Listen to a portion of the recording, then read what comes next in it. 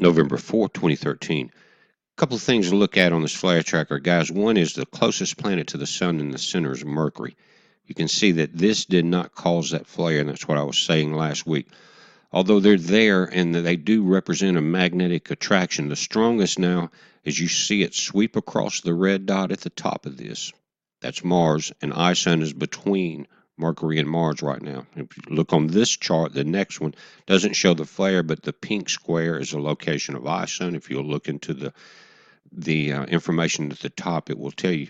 So again, it misses Mercury because it's not directed at Mercury. Ison is pulling these flares off to that left side. This is a look at the CME associated with. We had a lower and a top blast from the sun. Guys, but it's getting closer. It's getting faster. It's time to pay attention. And the new images that I'm going to show you tonight, I think will prove beyond a doubt that Ison is multiple objects.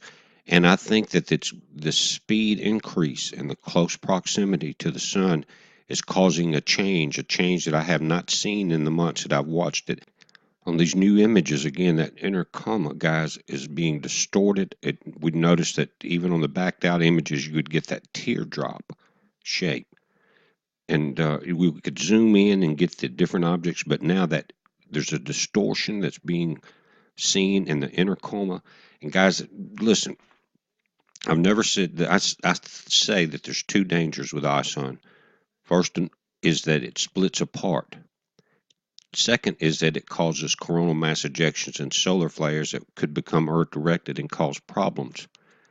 But guys, throughout history, they've talked about comets. I've read today about the Hindu, the Chinese, Nostradamus, Edgar Cayce, and others that talked about the end of the age and the comets. Just go in and start studying the legends and history of comets from the beginning of civilization, guys. But as we look at this, what's happening on the left, as you watch the filaments across here, but on the left of this image is the new sunspot. This is it right here. Guys, it's growing so fast. And it's going to, as Ison comes in through the month, this thing in 14 days will be on the Ison side of the sun. Okay? Ison's going to be a lot closer in 14 days, and on the 28th it will be next to the sun. But this is 1890, and this morning I'm going to show you the difference in the charts on 1890 from this morning until this afternoon. It's 6:45 there as I'm recording this at Central Time. But at the bottom, 1890 is now Beta Gamma Delta. It's also one of the largest sunspots that you'll ever see. Notice 1884 at the top is Beta Gamma. That's the large sunspot we watched as it gave us the X flares.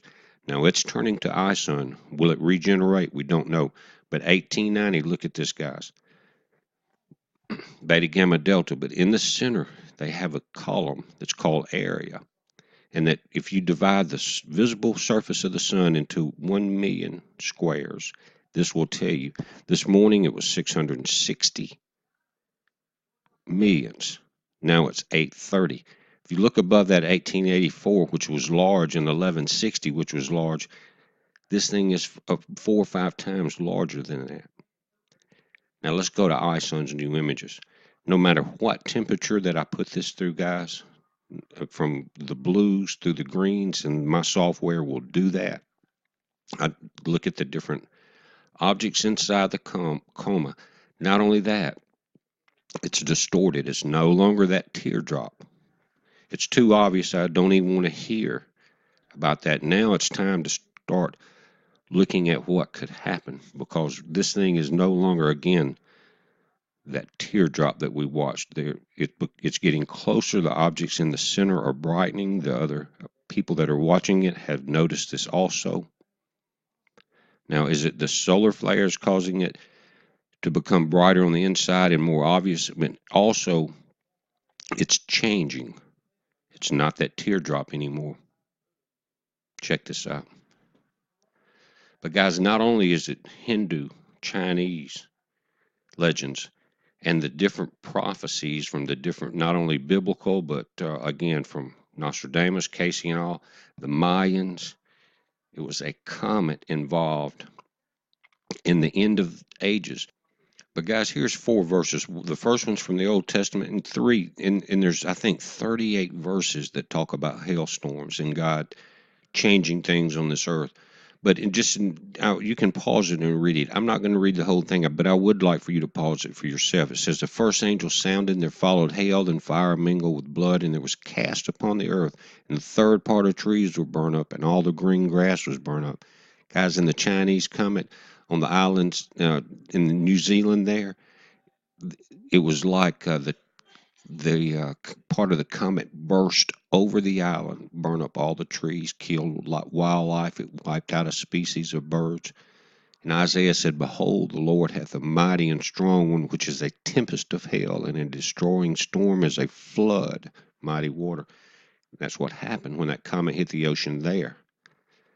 So judgment also will I lay to the lion, and righteousness to the plummet. And the hail shall sweep away the refuge of lies, and the water shall overflow the hiding places.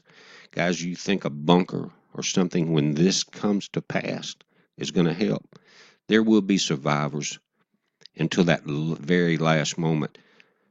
But